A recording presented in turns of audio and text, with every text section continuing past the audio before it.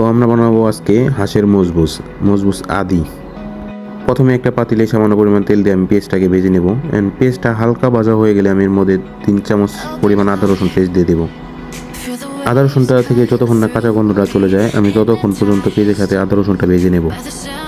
আদা রসুন থেকে কাঁচা গন্ধটা চলে গেলে আমি এর মধ্যে কিছু পরিমাণ গ্রিন চিলি অ্যান্ড কিছু পরিমাণ টমেটো চপ অ্যাড করে দেবো। এই টমেটো অ্যান্ড মরিচটা যতক্ষণ না পর্যন্ত সফটটা যায় আমি ততক্ষণ পর্যন্ত ভেজে নেব। টমেটোটা সফট হতে আমি অন্যদিকে মজবুসের জন্য মশলা রেখে নেবো। আমি এখানে প্রথমে 1 চামচ পরিমাণ মজবুস মিক্স মশলা দিয়ে দিয়েছি, হাফ চামচ পরিমাণ হলুদ গুঁড়ো, হাফ চামচ পরিমাণ ব্ল্যাক পেপার পাউডার, হাফ চামচ পরিমাণ ধনিয়া পাউডার অ্যান্ড হাফ চামচ পরিমাণ জিরা পাউডার। একই সাথে এখানে আমি 1 চামচ পরিমাণ মাত্রাস কারি পাউডার ব্যবহার করেছি অ্যান্ড 2 থেকে 3 কিউব আমি এখানে চিকেন স্টক দিয়ে দেবো। অন্যদিকে টমেটোটা সফট হয়ে গেছে। টমেটোটা যখনই সফট হয়ে যাবে তখন এর মধ্যে মশলাগুলো দিয়ে দেবো। এই মশলাটাকে আমি এখন সব কিছুর সাথে ভালো মতো মিক্স করে নেব অ্যান্ড কিছুক্ষণের জন্য ভেজে নেব। মশলাটা প্রায় 2 মিনিট ভাজার পর আমি এখানে কিছু পরিমাণ টমেটো পেস্ট দিয়ে দেবো অ্যান্ড টমেটো পেস্টটাকে মশলার সাথে ভালো মতো মিক্স করে নেব। যতক্ষণ না পর্যন্ত মশলা অ্যান্ড টমেটো পেস্ট থেকে তেলটা ছেড়ে দেবে আমি ততক্ষণ পর্যন্ত মশলাটা কষিয়ে নেব।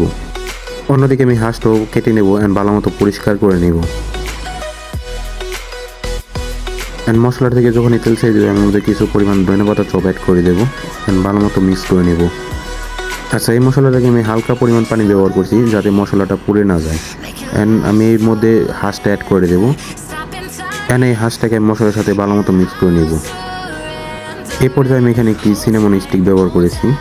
একই সাথে হাঁসটা বয়েল করার জন্য আমি এখানে গরম পানি অ্যাড করে দেবো।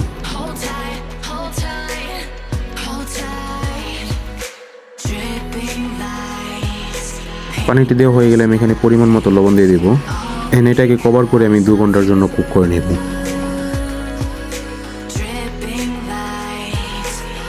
2 ঘন্টা পর আমার হাঁসটা কুক হয়ে গেছে। আমি এই পর্যায়ে কিছু পরিমাণ ড্রাই ব্ল্যাক লেমন দিয়ে দেবো অ্যান্ড আমি হাঁসটাকে তুলে নেব।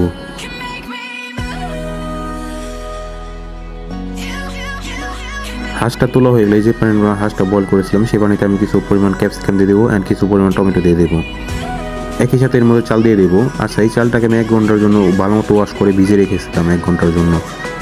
এই চালটাকে এখন আমি 70%-এর মতো কুক করে নেব।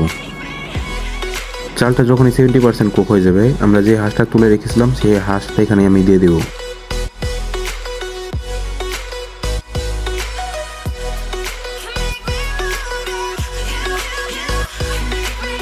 একই সাথে এখানে আমি কিছু পরিমাণ চিলি ব্যবহার করেছি।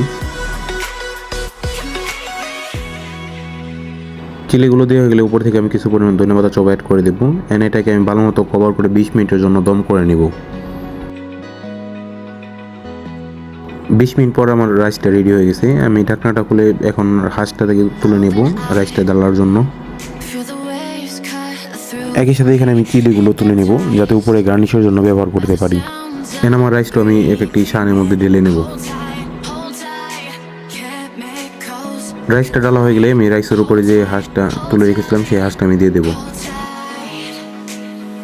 এর উপর দিয়ে চিলিগুলো দিয়ে দিব।